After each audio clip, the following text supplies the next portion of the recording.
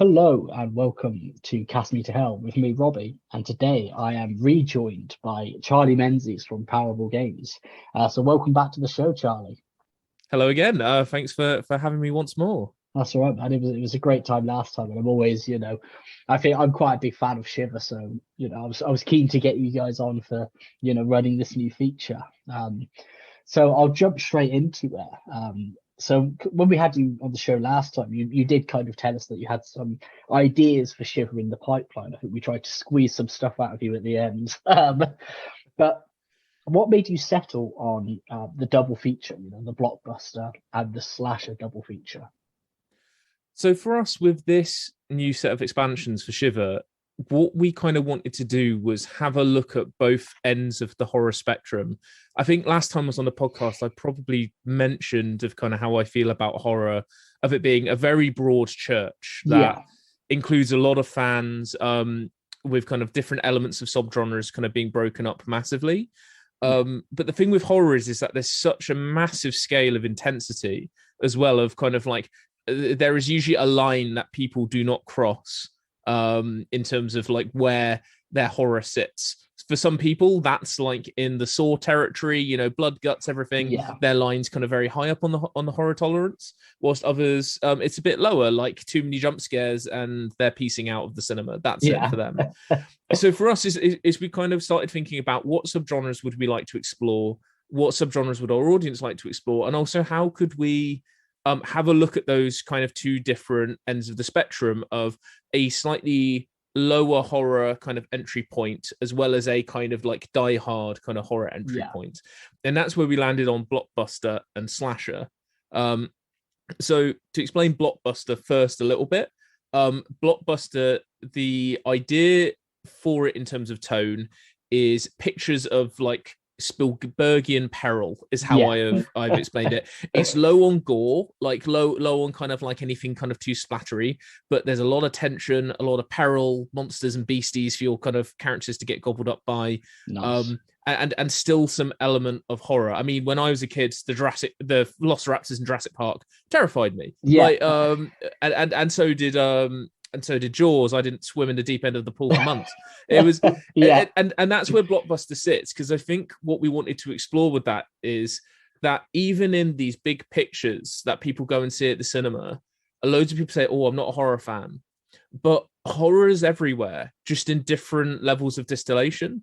It's always there in some way, and we kind of wanted to kind of explore Blockbuster of being like, you may not be a die-hard horror fan, but you can still play like adventure stories with peril and little elements of horror in there, to kind of have a good time and bring those movies alive on the tabletop. On the other side of the coin, we've got slasher, which I don't have to delve in too hard because everyone knows what slashers are about. It's more exploring like those classic kind of icons of horror. It's in terms of like, if we're talking about horror being a broad church, slashers is kind of like Catholicism. It's a big chunk. It's a big chunk of horror, and also like kind of one of my favorite subgenres as well. So that's more about kind of it provides an interesting dynamic for a tabletop game where usually you're used to throwing a variety of enemies at your players. Slasher really focuses in on what happens when it is just a singular enemy, but a very, very threatening one, which for me is very, very interesting, as something to kind of play around with. So that's kind of where the kind of ideation for it came from, of like how we wanted to interact with an audience and what corners of like the horror fandom we wanted to kind of pluck from. Awesome, because I see what you mean about Blockbuster in particular. I know Seb, who unfortunately can't be with us today, is a massive fan of Jurassic Park and does always say that it is a horror film. Myself, saying about not swimming in the deep end of the swimming pool, I was always convinced, at night sharks would come out of those vents in there. It was this weird kind of fear. That's it. Yeah. Exactly the same as me. I was like, I remember going under the water in the pool, goggles on, and being like, those vents, that's where they're coming. That's where they're going to get me from. Yeah. So what I know, when we did Gothic, we spoke about some of the Gothic stories that influenced you, not just films, but also kind of short stories. I know stuff like The Legend of Sleepy Hollow, Nosferatu, Dracula. But when it's kind of blockbuster horror, you are mainly talking about big screens. So what are some of the blockbuster horrors that kind of inspired you guys? Obviously Jurassic Park. Yes, so like kind of Jurassic Park and Jaws, definitely. I think that one definitely landed quite hard with us as a team, as like is a kind of a foundation stone. But other ones as well for me, I remember seeing it for the first time. I can't remember how old I would have been, but like some of the elements of the ghost pirates in Pirates of the Caribbean being, it's like they are surprisingly creepy, especially kind of for a Disney movie. Like they go quite far with it, and I loved it for it. So that's definitely kind of one of those. From my earlier childhoods, I think elements of like Close Encounters, definitely. But in terms of more like aggressive aliens, Independence Day. So there is I remember as a kid, there's a scene in Independence Day which is just like a gloriously campy movie, and so deeply American. Definitely. It's when they're in Area 51, spoilers ahead, and they've captured one of the aliens, and they're cracking open like its exoskeleton, and it attacks a scientist, and it puppets a scientist to talk to them through the glass. And that always stuck with me as a kid as being just genuinely really quite terrifying. Well, it is. It is a pretty terrifying scene. The one that always jumps out for me, sorry to cut in, is the is Signs, with the home video. That is, I don't think I've seen Signs since I watched it on VHS when it first came out, and that scene stuck with me as well. And like you said, it's big budget. It's blockbuster horror. Yeah, so Signs definitely. So like, if my brother was here, because we watched that one together when we were kids. It's the birthday party videotape. Yes, haunted our dreams for so long. There was something about at the time. As you look back now, it is a little bit janky now, I'd say, by kind of like effect standards and stuff. But probably. The build, but like. There's a weird thing with that scene of like the emotion of the scene and how they approached it was so good, and it's the reaction of the kids is the thing. I think like as a kid, just seeing how panicked and terrified, and it felt like a real birthday party. Like that was part of the thing. But all the little builds up of like the silhouette on the roof, the leg in the cornfield, just all of those little snippets, like really obscuring the creatures for as long as possible. The hand on his face out of the coal chute, that always got us when they're in the basement. Oh, horrible. It's so horrible, man. It's so like with the aliens, it is a big one from kind of like childhood, which we explore a little bit in Blockbuster in a more like Guardians of the Galaxy style sense, which is quite fun. But I'm just trying to think if there are any more. There are definitely ones, but this is the thing with Blockbuster. It's kind of almost quite an instinctual part of my brain from when I was a kid. One that we've based one of the stories off of, which I always remember finding I don't think I remember the film being actively scary, but like the concept of it was, which is Honey, I Shrunk the Kids. Okay. So being made small and having insects and spiders and those kind of things, like things that you find a bit creepy as a kid, suddenly being super scaled in comparison to you, that always creeps me out. And that formed a foundation for one of the stories in Blockbuster of just being I don't want to have to face a giant spider. They are. I mean, spiders are gross enough as it is, and now imagine one absolutely blown up. I kind of just looking over on the RPG players, Shiver RPG players Facebook group now. I can see that you've got a 48-hour early bird goal, which looks quite fun, which is slashers versus dinosaurs. I definitely think there's some good stuff there. It's mainly because I know one of the kind of posters or drawings you put up for Shiver double feature is the skeleton knight. That made me think potentially maybe Army of Darkness as well in there, because that's quite it's fun, it's blockbuster, it's a bit campy. So definitely Army of Darkness for that story. So that's our medieval dead story, as we've called it. Yeah. It's definitely Army of Darkness was a big influence. I absolutely loved that movie. In terms of stuff that scared me, that was an influence though for that. Like that was definitely an influence for that story. Yeah. For when me and Adam were kind of looking that one over and developing it. But there's also a thing of like a discussion that kind of more happened between me and my brother about what kind of other bits of like kind of fantasy are creepy. And we landed on a lot of like, there are moments in like kind of like the proper like 1980s sword and sorcery elements that are quite creepy. And we remember that like a lot of the Jim Henson stuff for us was quite creepy, like Labyrinth and the Dark Crystal. Like something about the quite slight grotesquerie of the puppetry and stuff within it was quite creepy, as well as ridiculous at the same time. But those fantasy movies were a lot darker. They had a lot of darkness in them. I rewatched was it Ridley Scott's Legend recently, and that film feels like an absolute fever dream. Like it's very strange. It's like very young Tom Cruise. I think it's like one of his first ever roles with Tim Curry basically playing the devil. Sounds interesting. And it's there's such a strange mood and tone to a lot of the early fantasy stuff that is quite nightmarish. I think that's kind of what we wanted to capture. And also like there are those horror elements like in classic fantasy stories if you're going on a quest fighting monsters. Like it's just a big element of it. And for us in Blockbuster, it was in the thing we tried to kind of have a look at like, okay, what are like the big movie subgenres? What are like the big blockbuster elements that we want to tent poles that we want to kind of try our hand at? And fantasy was one of them. And then very much went down the Army of Darkness, spooky skeletons and necromancers route with it. Well, speaking about kind of fantasy and that kind of horror in it, there was always, I haven't seen the film probably since I was in year 3. And I remember watching it on, they brought a VHS in and they brought the big TV that was, massive on, they rolled that in. And it was a never ending story. And it's the scene with the horse in the quagmire terrified me. I think I cried. I don't know. But I haven't watched it since. That's it. That was another touchstone for me and my brother's childhood trauma from movie going. There's the scene with the horse, which is awful. And I think I had a similar reaction.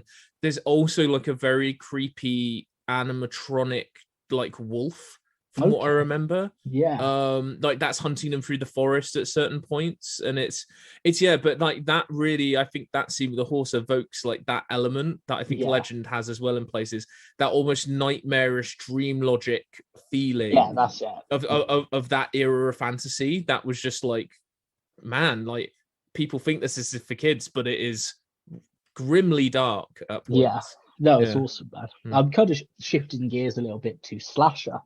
So in the Shiver core book, we've got 4 slashers. I won't, spoil them for those who might not have taken the chance to get it yet. But my personal favorite is the Hangman.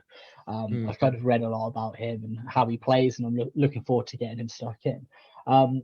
With the new slashers coming, are there many more? And what was the process like for kind of creating a slasher villain? So the process for us for creating a slasher villain is it always kind of comes down to story and motivation first. Like that for me is like always where like kind of the best slashers come. I mean, even with Michael Myers, who some may argue is like a motivationless killer in some ways. He is just pure evil, but in a way that sense of the hunt for actually trying to figure out what he is and landing on it is pure evil. In itself. It is a motivation in itself. So that's always our starting point. So it always kind of ties into the story and is often figuring out who the slasher is, why are they doing what they're doing, what motivates them, what fuels them, what potentially could kind of stop them in their tracks, like what could the players levy from the story to kind of stop them, rather than like the magical dagger or something like that. There can be some other elements that can be played upon with slashers, like with Jason finding out his backstory and understanding that he's frightened of water because that's how he originally died. Yeah. There's those elements that I think are kind of really, really interesting. So that's our kind of foundation point. Then we start looking at them from a more mechanical standpoint of being, first, they're a solo enemy most of the time. Some may have minions or some other elements depending on what scale of the supernatural they land on, because there is a bit more of a spread in the slasher book that'll be coming out with double feature of some that are slightly more grounded, some that are wildly supernatural, I would say, which is a lot of fun. I'm a big fan of a supernatural slasher myself. I like it when they are in this kind of realms of weird, personally. But that is, it's kind of like looking at what kind of slasher are they? Are they a tanky bruiser that is just like an unstoppable force of nature? So nearly like you could throw 5-6 rounds of combat at it and you're barely making a dent. So they are just kind of a slow moving unstoppable force. Are they more like I'd say Ghostface is a really good example of this from Scream. What I would say is kind of like a smash and grab slasher is kind of what I think we've referred to them as before. They basically come in, terrorize, smoke bomb, gone, and they go, and it's just this constant. It's a different dynamic of like, rather than the slow moving bulldozer that you can't stop, you kind of have a slasher who's on the complete other end of the spectrum. Is that like they seem more fragile and they seem more human, but you never know when they're going to turn up. And the mechanics of that, like you said, are quite interesting. I think one of the slashers in the core book of Shiver does have that ability when they're out of sight to just disappear. And I guess coming up with the concepts behind it and how they work within the game world must be really interesting and quite challenging. And then I say like our third element is, I would say, kind of like the lore relevant stuff. So kind of anything that's kind of a bit more mystical, anything that's a bit more kind of specific to them, almost bringing that story element back in kind of the mechanics, and quite often that has a supernatural tinge to it in some way. And then from there, in terms of like how we're advancing slashers compared to the core book, so the slashers in the core book run off the regular react tables that we designed for the core game. So in slasher, the objective with them is that each slasher has their own personal react table. So each react table is custom to the slasher that is the key antagonist in the story. So when you actually come across them in kind of your final showdown, you will kind of get to experience the full force of their reactions, and maybe learn about what their style of kind of like combat and attacks are like as they kind of harry you throughout the game. But it's to make them feel like a unique threat, like kind of giving you that sense of kind of a boss level enemy, because ultimately it's doing a slasher is almost like doing a movie, is a bit like doing a boss run where there's just one boss. Usually there's not other enemies. Like in some cases there are, but for most, it's like really the big threat is that singular one. So that was one of the things that we kind of set out to do kind of very early on, is that each slasher in each story is going to have a unique react table, because it makes them feel unique. It makes them feel more dangerous. And also their reaction rates are usually quite high. So the DEFCON levels are going to be pretty near the top. The stakes are pretty high when it comes to them. So, I mean, who is your favorite slasher in the horror pantheon of the slashers? Who is your go-to? Ooh, I thought I'd throw a little curveball at you. That is a toughie, because I like them all for different reasons. I would say there's something about the silent kind of unstoppable menace of Michael Myers that I've always really loved, and I really love that he's just pure evil. I enjoy that as an idea. That really kind of got me. One that's an interesting one in terms of like looking back reflexively at slashers. Have you seen the Behind the Mask, Rise of Leslie Vernon? I love that. So I think like Leslie Vernon, I think, is a really interesting one of like a slasher with a very unique motivation. They almost a little bit they kind of tip their hat to Henry Portrait of a Serial Killer in a lot of ways with that film, of basically being like, you kind of almost get to like this guy, Yeah. but then you very quickly start falling down the rabbit hole of, but he is a killer. He is actually a slasher. Like he's not joking. Like, yeah. But you still kind of like him and root for him a little bit because he's so dedicated and sweet and is very like kind of focused on what he wants to do. And it's a very odd mix. I think he was a very I think he's only a slasher you can appreciate if you've watched a lot of other slashers. Yeah, it's a really clever kind of deconstruction of it, but without kind of going to, you know, parody levels. There's a scene in it where he's talking about setting up kind of like almost like a run for this final girl he's chosen, and I know he gets an axe in it, and he's kind of breaking and damaging the axe and saying, well, she can hit me once and then the axe can break, you know, I can kind of make it a fair fight. And yeah, it's such a good deconstruction of it. But going back to the reaction tables, which is something that I think, you know, Shiver's done really well to bring in and kind of mix up combat in terms of tabletop RPGs. And there's a lot of things that I think Shiver does extremely well, such as, you know, having being wounded as its own mechanic within the game, having different levels of fear and infection.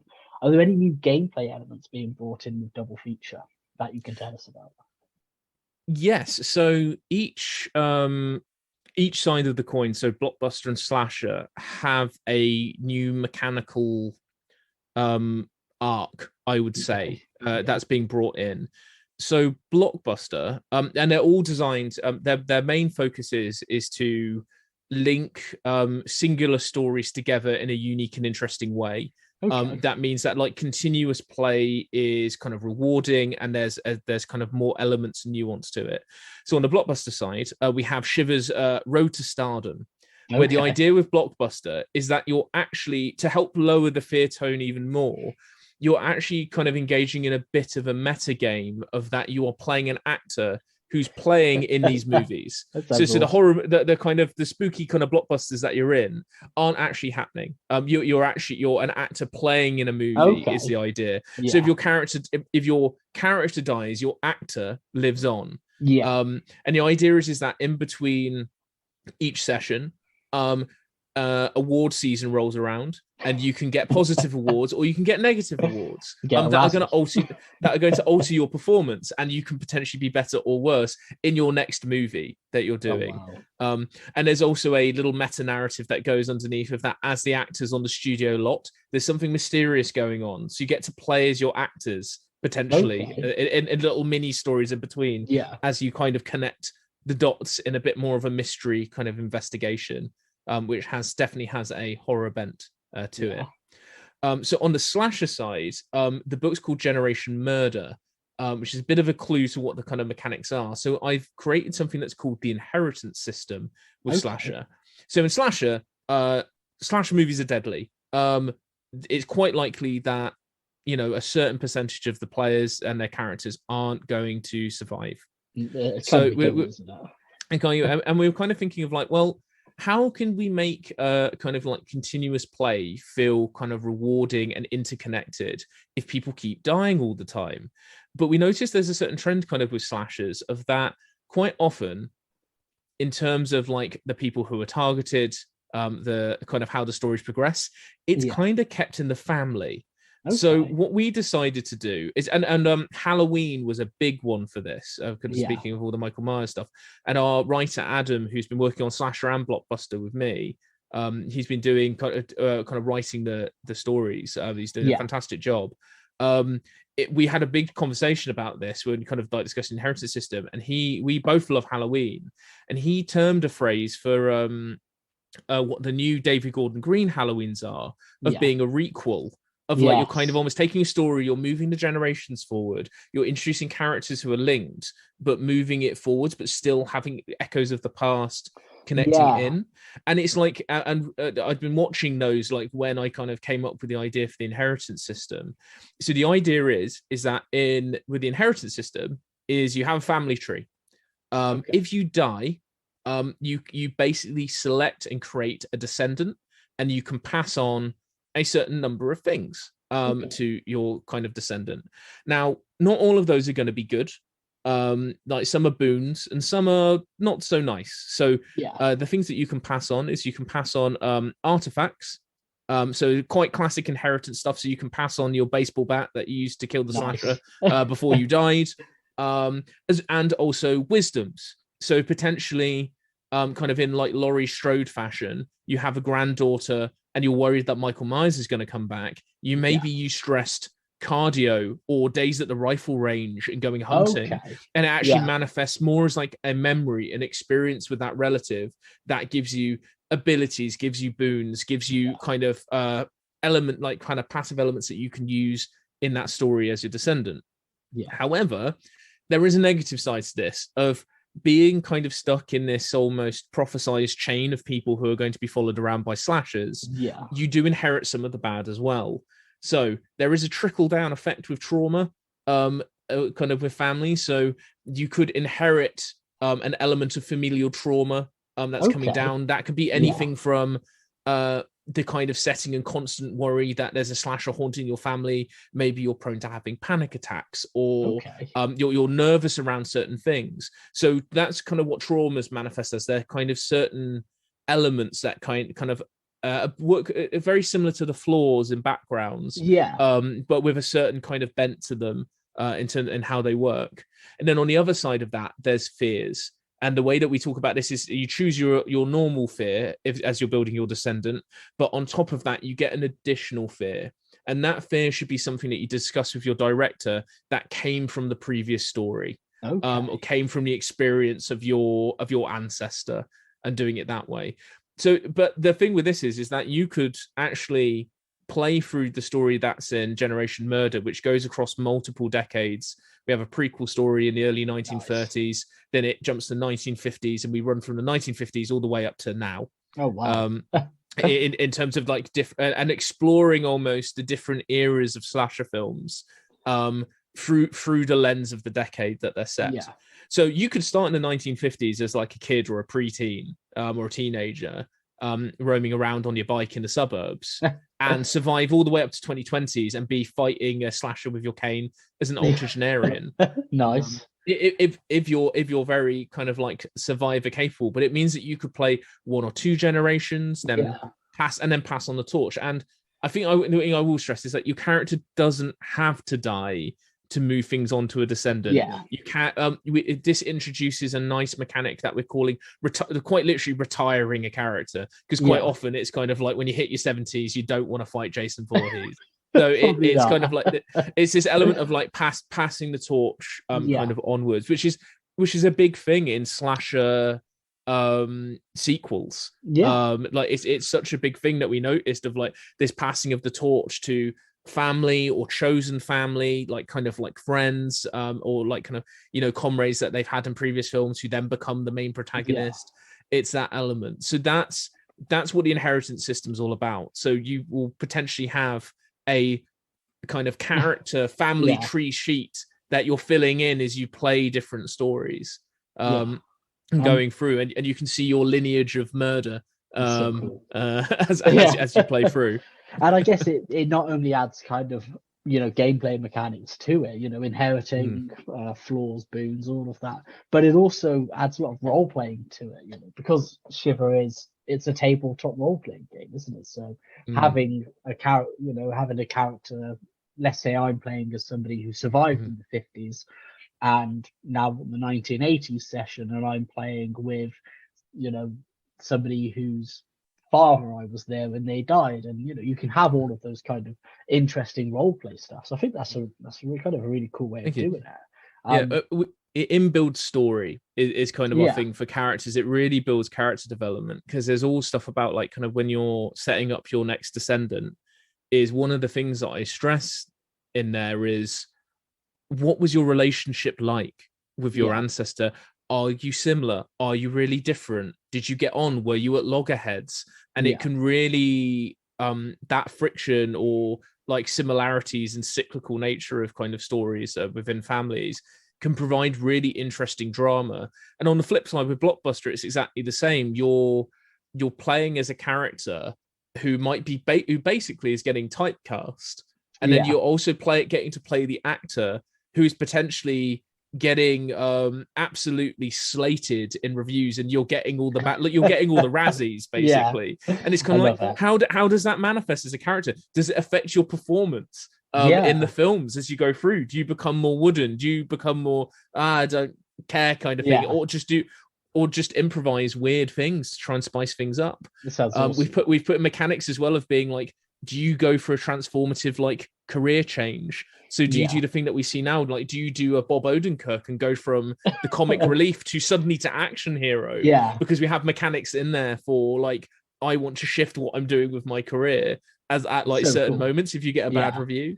So it's all in there. But it's the thing that we believe most, I think, at Parable, is that mechanics are like good mechanics to us are mechanics that enrich the gaming experience, but most of all, like generate story, generate drama, and help kind of like deepen and enriching character at the table. Well, I think it's so important that you have that in a role-playing game, you know. So for instance, like I said to you before we started, I play D&D every night on a Wednesday. At the moment I'm the I'm the DM. And there is a lot of that, you know, asking characters, well, how do you feel about this certain situation? You know, getting them to role play and describe how the character's feeling, because it makes all of these stuff that you do in game so much more effective. You know, it's not just rolling dice and doing that. It's also telling the story and talking about how these characters feel, how they are in this. So it's really cool to have these kind of mechanics. Thank you. Yeah. Yeah. And I like stirring an emotional pot. Like so, as an example, like one of my favorite artifacts so far that we've designed for Slasher is and it's a classic thing I've noticed in films, is your ancestor can leave voice messages. Okay. So you know, there's a little trope in films that I've noticed of being like somebody who's lost someone occasionally rings a phone and they listen back to the voice message. So it kind of plays on that, and it's kind of like once per Doom quarter you can listen to a voice message and like have that moment and like have this link with someone who's passed away, and have that kind of impact your character like in a fundamental way. And that's the fundamental core of it, of just being like, I'm going to make this player really care about their kind of links to the past and kind of have like an emotional connection there. I love it, man. It's so cool, you know, because that's what you should do with these characters, you know. And whenever I'm playing as a character, you get so into it. I think if you're into tabletop RPGs and stuff, it's not just as simple as, oh, I'm going to make this, you know, I'm going to make this character. This is what their stats are going to be, the background. You think about their life and how they've grown and how they've done stuff. So being able to kind of do that and maybe have that generational bit of a character you might have played, or having a meta game of their actors and this is their films, but there's stuff going on. It's such a cool concept. And looking at, you know, I know you mentioned that there is kind of a story throughout both Blockbuster and Slasher, but is there kind of similar tools to creating your own stories? You know, is there like a bestiary where there are stats for maybe a shark or a giant crocodile or something like that, where we could kind of make our own Blockbuster stories? Absolutely. So in terms of the stories themselves, each one will be populated with like a broad variety of creatures. Some of them like kind of being in what I would call optional scenes. They're not ones that you actually need to put into the story if you're running it from the book. Deleted scenes, as it were. Yeah. But it's trying to Blockbuster especially, I think, is there for giving you kind of a broad variety of enemies that like touches on those different elements of Blockbuster.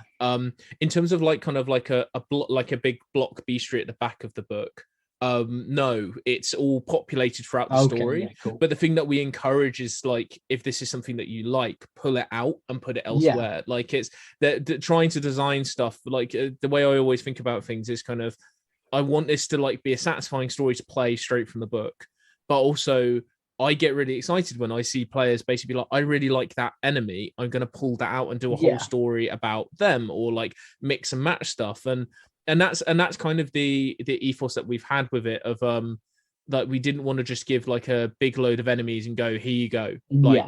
like go for it. We wanted to be like give you a good amount of enemies, but also be like, here's a like, you know, a story you can play, so you can kind of get a feel of how you could run things and what you could do with them, and kind of provide some elements of inspiration to then go on. So you can, you know, play the giant shark story, but then go like see how it works in that story, but then go on and try other things, or make modifications, make your own like kind of terrifying megalodon and play the meg, and go crazy with it.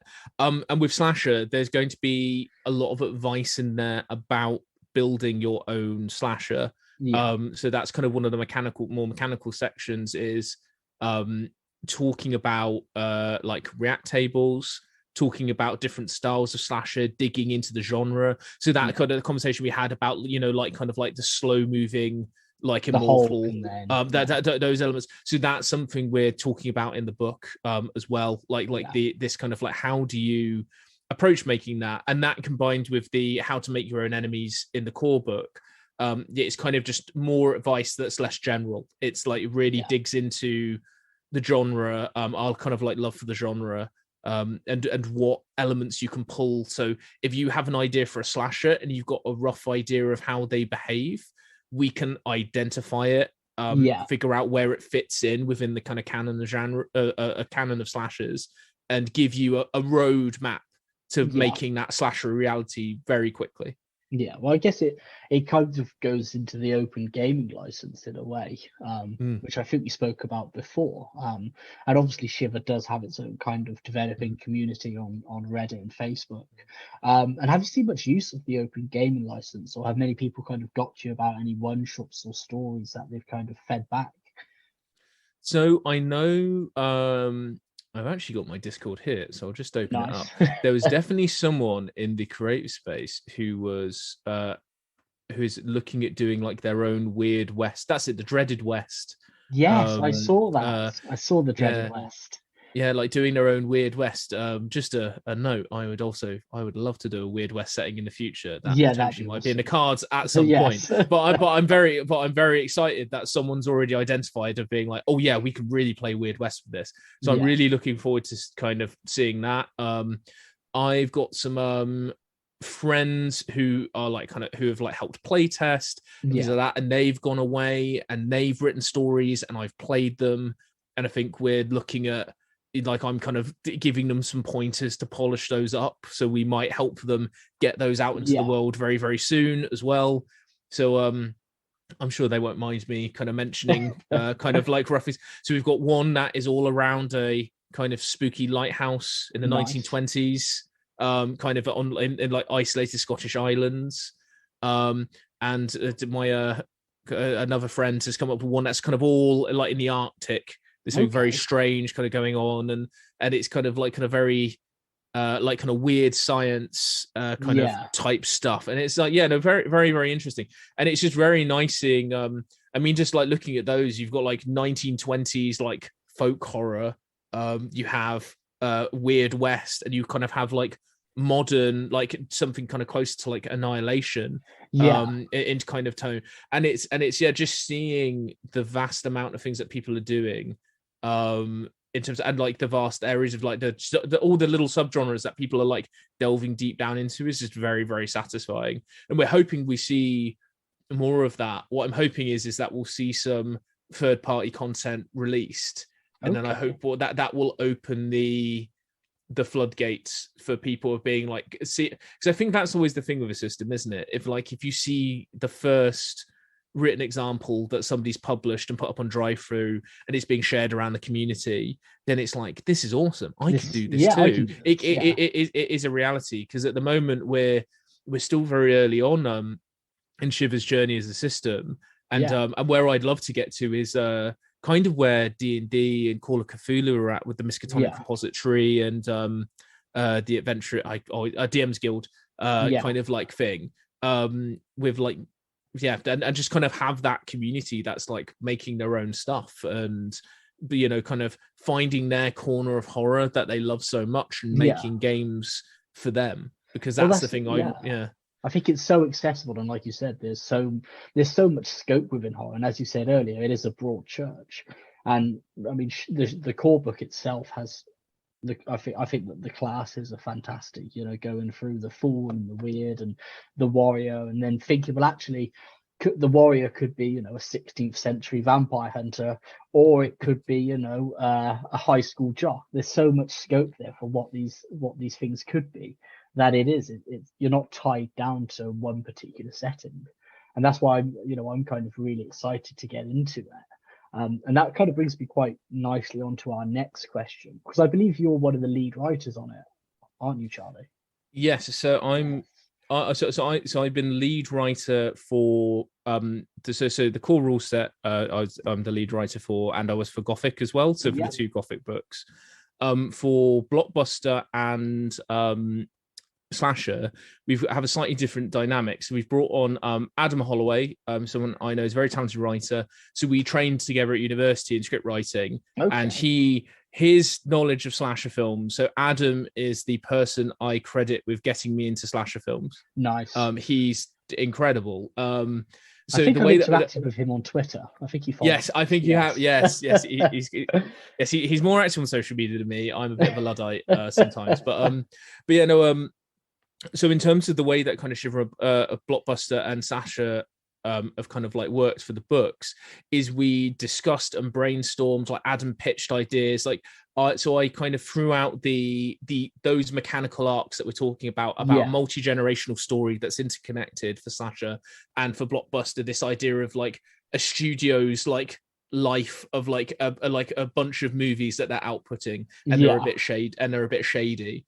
And then kind of like discussed, went back and forth, and then we like beated out the stories together, figured out what they were, and then Adam's writing those, and then I'm acting as his editor, so I'm kind of going through and like providing feedback and like input on the story front, but I'm writing the mechanical spines, so like all the stuff with the inheritance system, the road to stardom, that's the bit that I'm kind of focusing on this time. So this one is going to be a writing collaboration between me and Adam, so I get to co-write something, which is really fun. I'm loving it. It's really, really nice. It must be quite a different concept, quite a different process co-writing.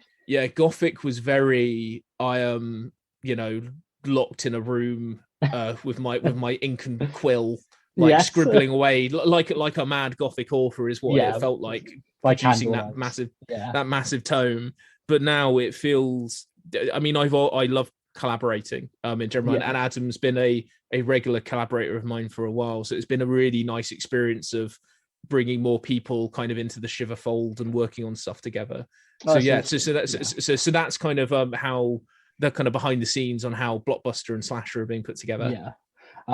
Because I don't know if you're familiar, but Token apparently said that there were 2 different kinds of writers. There was the architect, which likes to sit down and plan everything out, and then there's the gardener, who obviously starts and then just kind of develops ideas as he goes along.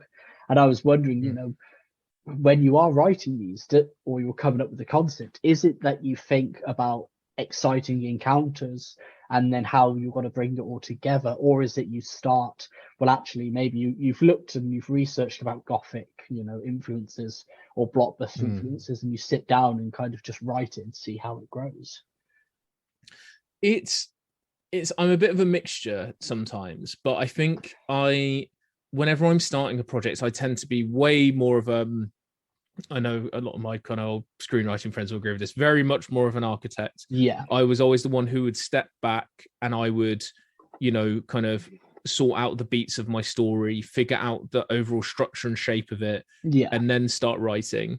When I kind of tend to write, though, I'm very of a opinion of the most important thing with writing for me, and this is advice I give to any writer, if you're doing screenplays, if you're doing prose, if you're doing game books, is just keep going to the end. Like don't let something snag you, and like if you get stuck on a paragraph and you find yourself rewriting a paragraph over and over and over again, leave it, move on, mark it in red, come back to it. It's honestly seeing the woods for the trees, as it were. It's being able to get to the end and seeing the whole shape of something, and then that's when you become the gardener. I will say though, I'm generally of an opinion of that. If you're, think of it this way, you're planning out a hedge maze, right? So at that point, you're going to be an architect. You're going to figure out all the nooks and the crannies, like where the wrong turns are, where the right turns are, and finally, what's the satisfying thing at the center of the maze. Yeah. When it comes to like growing that maze and getting it kind of built up, it might be a bit messy at first. It may not look exactly the way that you want it to, but as soon as you can kind of get it in the rough shape and you can go back and look at your plan, then you become a gardener, trimming that back, neatening it up until it is like your hedges are pristine, like it's the experience that you want, and it just kind of everything kind of sings together in kind of a perfect harmony. So my advice is kind of I play both sides, but at different times of the creative process.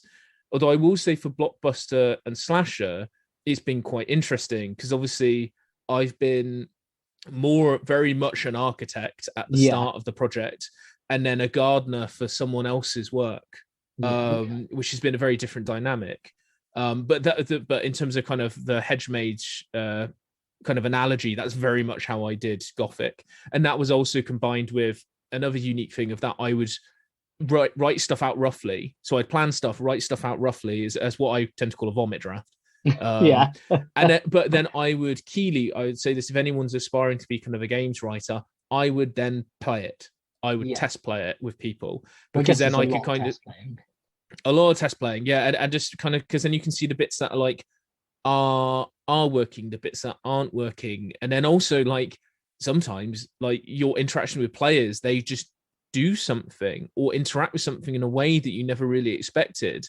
That's actually like, this is an amazing moment. And then you can make some just small tweaks, some little trims with your gardener shears to your writing to guide people towards an experience that is more akin to that, because it's something that you would only, there are certain things and certain experiences you can only realize that are actually present in your own writing once you get them to the table. And then getting them to the table allows you to refine that so other people can experience that joy as well. So that's kind of the dynamic with testing, I would say. That, and also like just finding out where stuff's royally broken, because that does happen. There's so much balancing, isn't there? You know. So what does a day in the life of Powerball Games look like? You know, how does an idea go from the concept to actually being put out there? You know, it's quite a weird journey. So in terms of now, it's quite different compared to the early days of it, because now we have the next 3 to 5 years of like Shiver's project line planned. Awesome. So I know what's happening after Blockbuster and Slasher. I know what I'm working on. I've already done some notes on it. Can't say what it is. Yeah, I'm not going to try. Unfortunately, I can feel my brother's hand hovering over my shoulder, being like, "Don't do it." But then also the project after that, which also has kind of notes and elements on it, potentially interconnecting stuff we've already done. Who knows? Maybe you'll see. Is there a grand master plan? I hope so. But in terms of kind of like where my ideas generally start is with inspiration. For me, it's like watching things, reading things, interacting with the world, like doing as much stuff as possible, because I think it's very easy to kind of fall down with me just waxing philosophical for a moment, of like, it's very easy to fall down the rabbit hole of just churning out content and churning out work that then gets stale very quickly because you're not doing anything else. You're not interacting with anything else. And for me, that's like one of the biggest things is like, take breaks, go watch movies, talk to your family, go like watch TV, go see theater, read books, like do all of that. Because like for me, that's the stuff. Or like, you know, going to museums and historical sites, like occasionally you just like stumble on a very weird bit of folklore or history that's like, that would make a really good idea for a story. What could I do with that? How could I twist that and play around with that? And this usually manifests itself on my phone in the notes app of me bullet pointing random stuff. I tell you what, I'll treat you. I'll give you a sense of I'll give you a sense of like how my brain works, of the stuff that's not being developed into anything else yet. That is just the way of random just things in here. Of here. So sometimes it is just like titles for stories that I want to tell. Yeah. So like for one of them, I've just written down Jailhouse Croc. You're gonna notice there is a theme for me with if I find a pun title, excellent. And that one for me, and I've written by it like a log line thing of like prisoners in a high security facility, a giant crocodile gets in through the sewers, go from there. That's all I've put. Awesome. One of them I've just put slasher abracadabra, and it's a magician styled slasher. It's I like the commitment to the puns. Yeah, no, also got Leechador, Undead Wizard versus Mexican wrestlers. Okay. And then it's various. I've done a little rhyme here about whether Santa Claus was a slasher and having a whiskey breath attack because he's a mall Santa. It's like all sorts. So it's just quite often that's the way that it starts. And I'd say that's one thing I'd recommend to anyone who kind of wants to kind of start writing or things like just have a way or a method that you note stuff down. Sometimes you do start to learn how to pass the ideas. I mean, like some of those are like, I would say like those are ones that are currently not in the bin, but they're in a little pen. Yeah. in the little pen of like, because ultimately I want to do Jailhouse Croc, but where does it fit? It's one of those weird ones where it will probably be released as a one shot one day when in a manic phase I just decide to write it and release it to the internet. But having that method of like writing stuff down, noting stuff down, getting those ideas out of your head and storing them elsewhere, because otherwise you'll forget them or they'll drive you mad. Like it's one of the two or sometimes both, because you can get driven mad by the fact you've forgotten it. So that's where it starts, and then usually it then goes from what are we actually working on at the time, what are we working towards, are those ideas a fit for what we're doing, and then it becomes more of a discussion with the team. So quite often I'll have a sit down with my brother Barney. So for those who don't know, he's my business partner. He also acts as my editor, cleaning up all of my grammar mistakes. He's been in the game industry for a long time as well, so he's very good with balancing rules, so he's been helping with that. So on the first book we worked together on the core rule set with him working as my editor and kind of like sorting out kind of a lot of the mechanical stuff and kind of guiding me through that. So for him it's like we will sit down and quite often I will have siphoned out what I think is the best from that rambling pitch of madness, and we'll talk about it and just talk about like being like, I'm having ideas for this and this, what kind of, because this is the thing with this is like with art, is that there is an element of like we are commercializing it, you're having to sell it, you're having to think about if I'm going to make this story, like where does it fit in?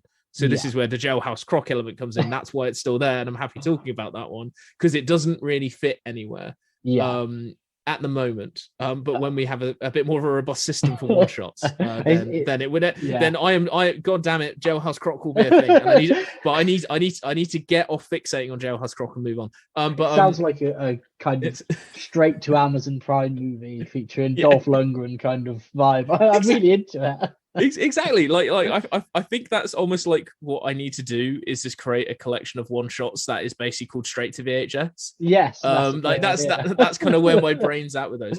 But anyway, so quite often it's I'll have been ruminating on something and then we'll start putting together the puzzle pieces of what that product is. So like with the slasher kind of one, it was like, well, we want to explore that subgenre. So we started there. So we started talking about different slashers. Then kind of like if we're doing it as a rule book, are they just one shots? Are they interconnected? How are they interconnected? And then like from that discussion, I had the light bulb, the inheritance system, and it being the way that we theme it is through decades and through time and coloring it that way. So then we can explore the full range of it. And then from there, like Adam got brought into the mix and then he's throwing ideas into the pot as well. And then we're kind of all working together. And then all of a sudden, like we have, from there, it then becomes more organized. We have a page plan, which is, planning what's going to be on every page, kind of roughly, breakdowns for each story. And then we're setting off and writing our kind of individual bits. So Adam kind of working on some of the stories and me working on the mechanical parts. I will be writing some story stuff for Blockbuster and Slasher as well, because I'm going to be doing the dinosaur one for the starter set, because I'm obsessed with Jurassic Park. So I don't blame you, man. And there was a little part of me that couldn't let that one go. I was like, I don't want Yeah. to do my dinos. But I think Adam's definitely going. I think Adam will work as my editor for that one. Yeah, maybe.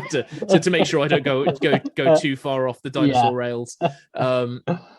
So that's where, and then we kind of break up that work and we develop stuff, and then it's all about putting that together into what we call a minimal viable product, of being like, kind of, what is the base minimum of like that we know what's going in the book, we can explain it, it's being worked upon.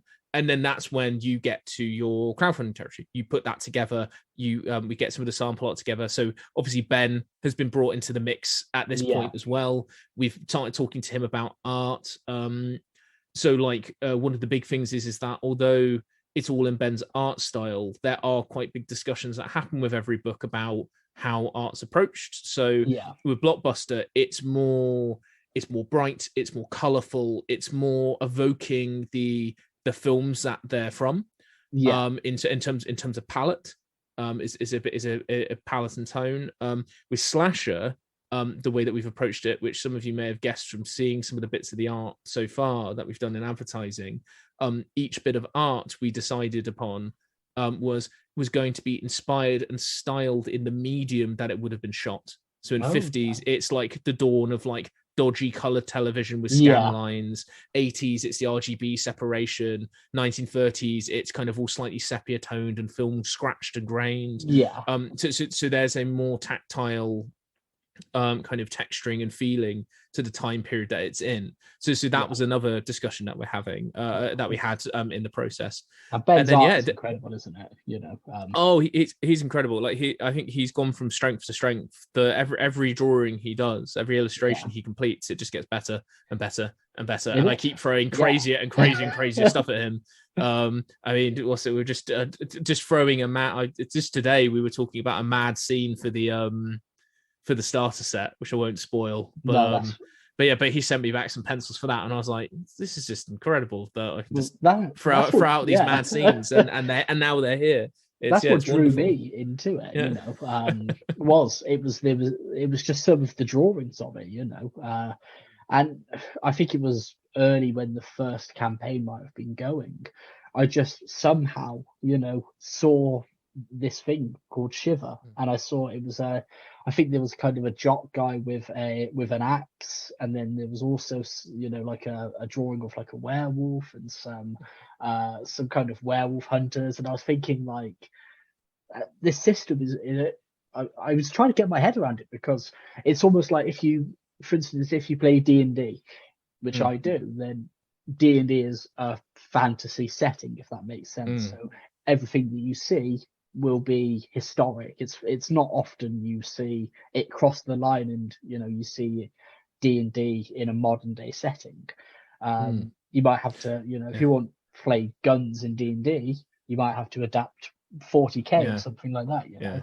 I was going to say, not without a that's the thing with D&D, and I think there's a lot of flexibility there, but like if you want to do a setting that is outside the kind of fantasy, like kind of medieval era fantasy norm, there's a lot of hacking and modifying required, and I think that was always the goal with Shiver, and I'm really glad that's coming across, and it's something that people are enjoying, like yourself, is by making it setting neutral, by giving it this agnostic quality in terms of what it can achieve.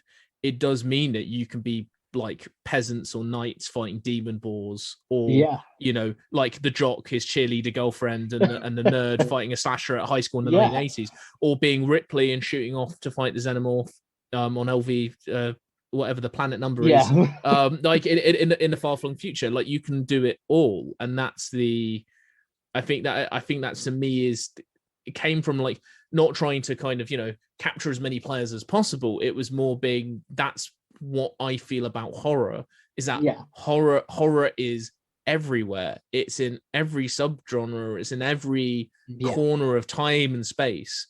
And like there are so many stories that can be told with it. So why not make a system that can do that?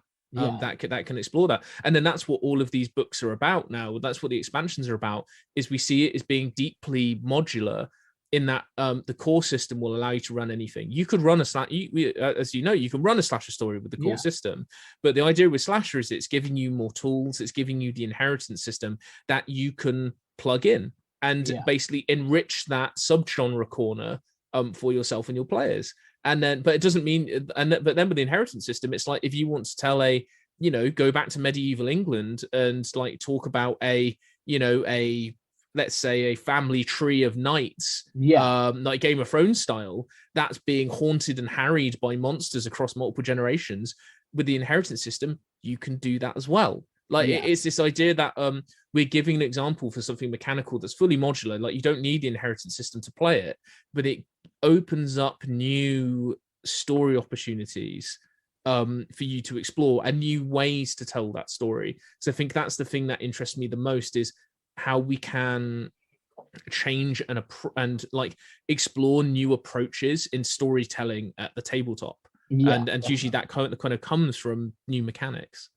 And kind of shifting gears back to what it's been like kind of working on it. I think last time you were on the show, you were just doing things in spare times and evenings, but now you're working on it full time. How has kind of life changed for you since being able to work on Shiver full time? It's starting to sink in. It's been about 3 and a bit months now, I think, since I left my job. So I used to work as a technician at a university on a film and TV production course. Was my original job. And it was very much that like stealing evenings, stealing like the odd hour here and there to finish stuff. And now that I can sit down and be like, this is my full-time job now. I am a game designer. Like it doesn't feel weird saying that anymore. Like there isn't this.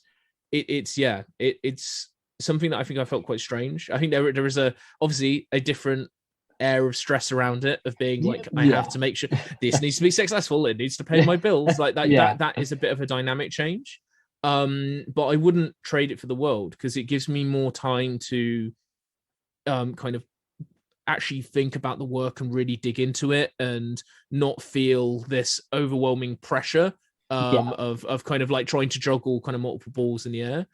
But the main thing that it's given me is more time to, like, we can go to conventions now. So that's something new. Like we never really had time to go do conventions before now, because we were both so tied up with kind of other work, that it meant that it was getting to conventions was very, very difficult with our schedules.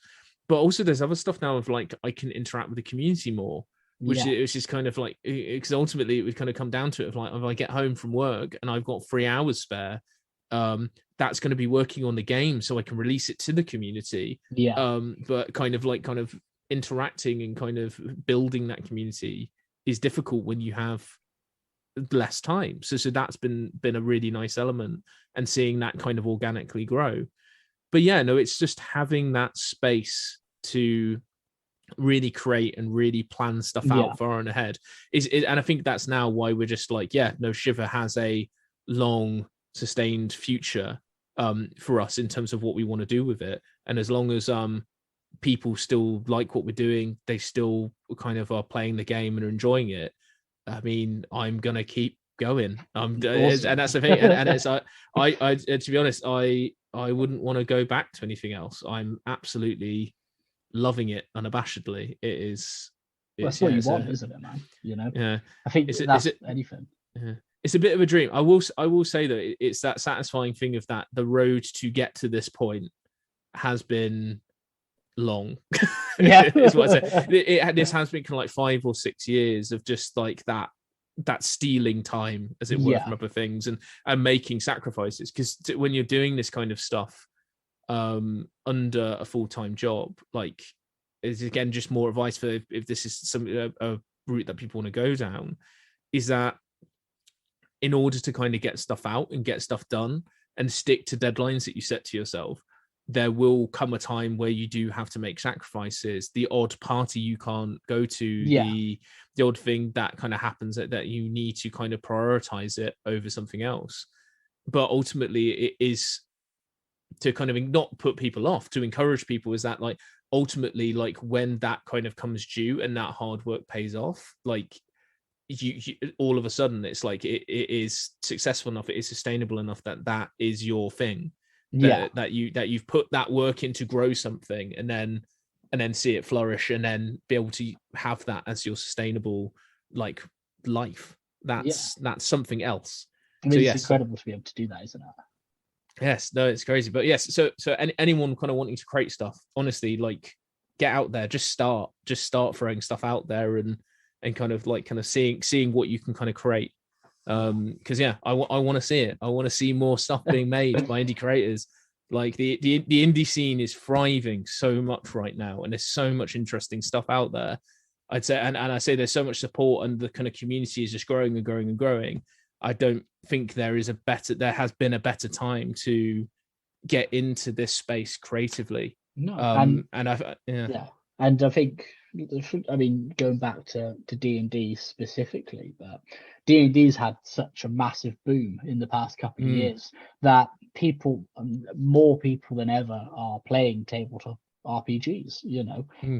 That's one thing that you kind of got to think is really positive about that, is loads of people are playing tabletop RPGs at work. There's about I think there's so I've obviously running a game, somebody else has their own game, and there's about 2 other people who play. If this was 10 years ago, 15 years ago, nobody would probably be talking about playing it, because it wasn't something that people were openly discussing, saying, I play tabletop RPGs. But I think for those who do, or who may potentially like giving it a try, the good thing about Shiver is that it is so accessible, and there is so much that you can adapt to it. It's not, you don't have to pretend that you're like a dragonborn, or you don't have to go quite to that role-playing level, but you've got elements in there that you can do. I think kind of what I'd say to that is like on the D&D front, like I'm never one for bashing other systems, and the thing is like D&D is just responsible for what got me into the hobby. Without D&D, Shiver wouldn't exist, because I wouldn't have discovered RPGs in the way that I did. And kind of started thinking about writing and designing my own system. The one thing I would say is that the thing that kind of we're experiencing is that with D&D's market dominance still, because it is just the biggest RPG in the world, that it's seen very much as the beginner system. It's like where you start, but ultimately it's not that. Like the thing is there are so many systems out there, and this is kind of what we aimed with. Kind of another kind of objective for Shiver, for what we wanted it to be, was a system that wasn't intimidating and was accessible to as many players as possible. Because I think I spoke to this a little bit last time I was on, of being like some of the design tenets for Shiver, with the dice being symbolic, came from a lot of my friends kind of dyslexic or dysnumerate or struggled. Basically, they saw the character sheet for something like D&D or Call of Cthulhu, where there is a heavy numerical element, and they found it intimidating, they found it scary, they found it hard to kind of onboard onto. And kind of with Shiver, what I really want it to be for a lot of people is, yes, a way to kind of take their favorite horror movies to the tabletop, definitely, and the kind of any pop culture artifacts that they deeply love, but also a easier point of entry into the hobby, to kind of keep people kind of coming into the hobby, growing the RPG community more and more, and making sure that people don't feel excluded because the system feels prohibitive to them. And I think that's a big part of it. So what I'm saying is that if you're thinking about starting TTRPGs, consider Shiver RPG as a starter RPG. Is what we're hoping. I mean, and that's what we're hoping with the Game Found, because this is the first time we're doing starter sets. So for Shiver, Blockbuster, and Slasher, we have themed starter sets that are coming out. For the first time in like a boxed format. So you'll have a condensed version of the rule set, an original version, an original adventure that's exclusive to the box set. So for Blockbuster, I've already alluded to it. It's Welcome to Holo World. It is a billionaire with too much money and very little sense, who has carved out a hollow in the earth and has created a park for dinosaurs. Amazing. As well as other prehistoric critters as well. not just the old dinos. There's other horrors they've cooked up down there, and evidently you're going on a tour and it's all going to go wrong. So that's what you kind of want in Blockbuster, but it has everything that you need. So there'll be pre-made character sheets, but kind of a condensed version of the rules, the adventure, dice, everything all in contained. So you can play, like a game over a night or a couple of nights and introduce your friends to Shiver. Or if you're wanting to start Shiver for the first time, it's the perfect place to kind of begin. And then Slasher on the other side has every all the same kind of features, but the adventure for there is Return to Camp Blood, where you're a group of camp count. It's classic, your teenagers, camp counselors, you're by the lake. Meat and potatoes. But you find yourself, it's Return to Camp Blood because you find yourself working at a camp where a slasher event has already taken place 10 years ago. And you're in the wake of potentially those troubles waking up once again, is all I will say. Don't want to spoil any more of the story there. But that's what we're doing to try and encourage more people. It's the hobby and onto Shiver as a system, is providing those starter sets as well as the expansion books as well as a way to get into Shiver kind of nice and quickly. Well, I've kind of got one more question, and I think this could be an interesting one, because we are seeing a lot more horror licenses being brought into kind of video games or board game formats. So for instance, I mean, just this year, we've had an Evil Dead video game, we've got a Texas Chainsaw video game next year, Killer Clowns from Outer Space. Are there any dream licenses that you'd love to adapt to Shiver? And if so, which franchises / characters do you think would be the most conceptually interesting? Ooh, that's an interesting one. So we have had some chats about licensing before, not stuff I can kind of disclose at the moment. But it's definitely something that as a team overall, like in general, like we've thought about kind of quite heavily. In terms of if I had to pick one, so for me, one of the things that I would personally quite like to do, if they were game for it, if you're listening, whoever now owns Hammer Horror, is to basically just have access to the back catalogue of Hammer Horror, and the likenesses of Christopher Lee and Peter Cushing, and go absolutely wild with it. Because I think that bright, like splattery color style of Hammer, I think it would be beautiful with Ben's artwork. The range of stories that they tell, it's kind of it has similarities like with Gothic, with what we've already done, but it kind of has that kind of level of camp and Britishness to it that is very, very interesting. So I think that's definitely, in terms of like a kind of back catalogue of work from a studio, Hammer I think would be very interesting, because I know that there's a lot of love out there for it, but it's kind of fallen by the wayside because their horror output teetered off in the late 70s really.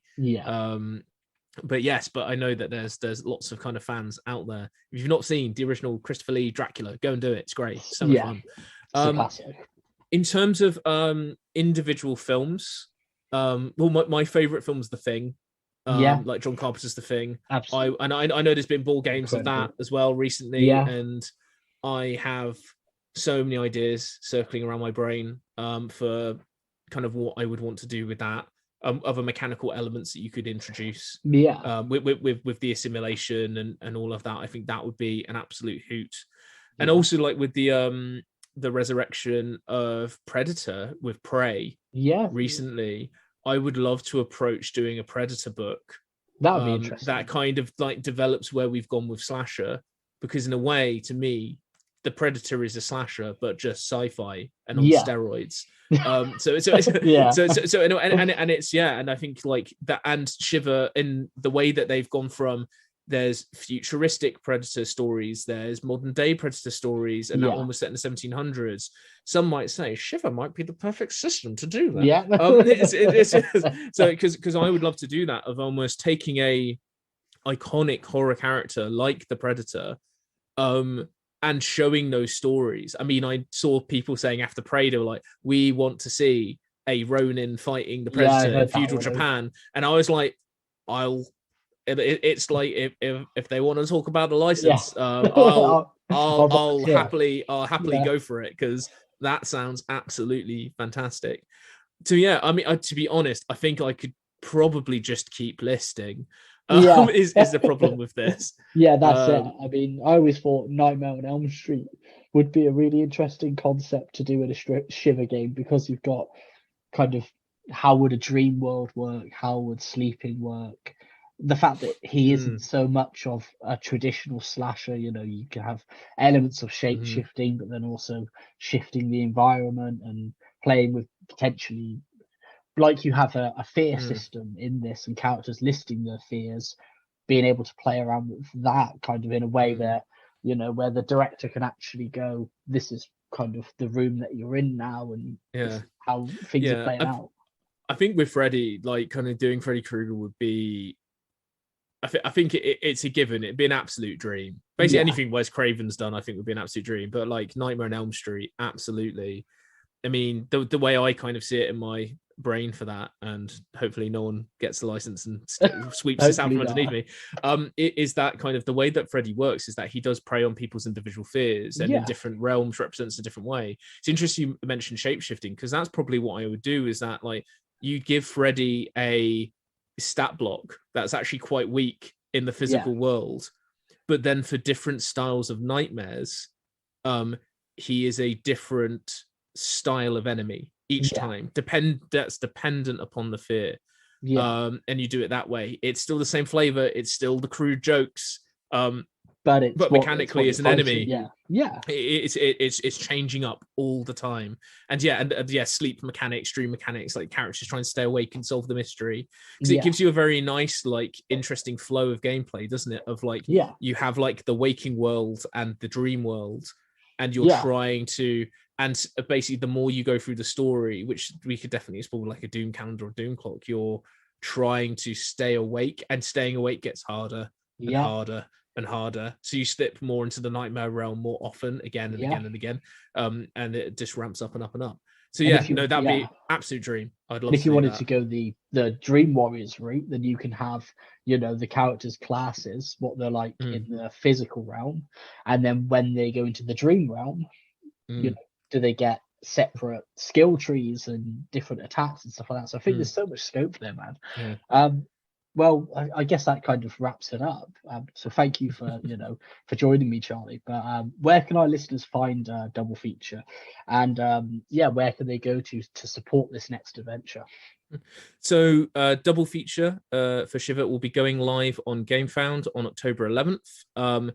You can find it kind of directly on GameFound, and if you follow the project now before we go live, you get a free PDF, which is going to be movie props and equipment as weapons. So if you fancy having that to plug into your Shiver adventures, please give us a follow. If you're struggling to find us on GameFound, you can find links all over our social media. So we're on Facebook at Shiver RPG. You can find us on Instagram at Shiver RPG. And on Twitter at Games Parable. So kind of all your links and stuff are there. If you're interested in Shiver now and you haven't given it a try yet, and you'd like to kind of pick up one of the books maybe, or some dice, we also have a web store now at www.parablegames.co.uk. So you can kind of have a browse through there, and all the Shiver stuff is there to purchase as PDF or as physical copies now as well. And there's also links to various things in the Shiver website for the dice roller on there as well. Awesome. Well, thank you for joining us, Charlie. And as always, if you've enjoyed the episode, make sure to hit the subscribe button and leave us a lovely review. And we will be back soon. Take care.